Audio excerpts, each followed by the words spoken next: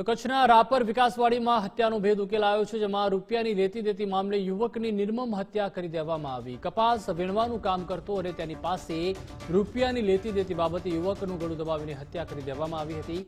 જે મામલે પોલીસે રાત દિવસની મહેનત કરી અલગ અલગ ટીમો બનાવી તથા 143 થી વધુ સીસીટીવી કેમેરા ચેક કર્યા બાદ તેનું એનાલિસિસ કરી કામગીરી ચાલુ કરી હતી।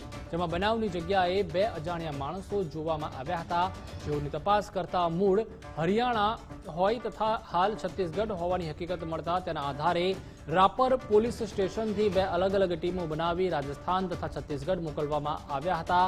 જેમાં છત્તીસગઢના બેરલા શહેરમાં આવેલ કુમહી ગામની સીમમાંથી આરોપીઓને શોધી રાપર લાવી પૂછપરછ કરતા આરોપીઓએ ગુનો કર્યાની બાબત કબૂલાત કરી હતી।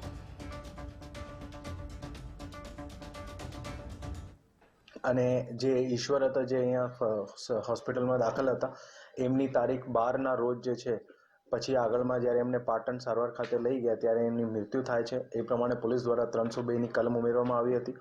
આ જે બનાવ હતું એ પોલીસ માટે એક પડકારજનક બનાવ હતું, કારણ કે એમાં બીજા કોઈ ક્લુ પોલીસને મળતા નહીં હતા। જે લોકલ પોલીસ સ્ટેશનની ટીમ, ડીવાયએસપીની ટીમ અને એની સાથે એલસીબીની ટીમ, એ બધા અલગ અલગ ટીમો દ્વારા જે છે સંકલિત કરીને આ ગુનાનો ભેદ ઉકેલવામાં આવ્યો છે।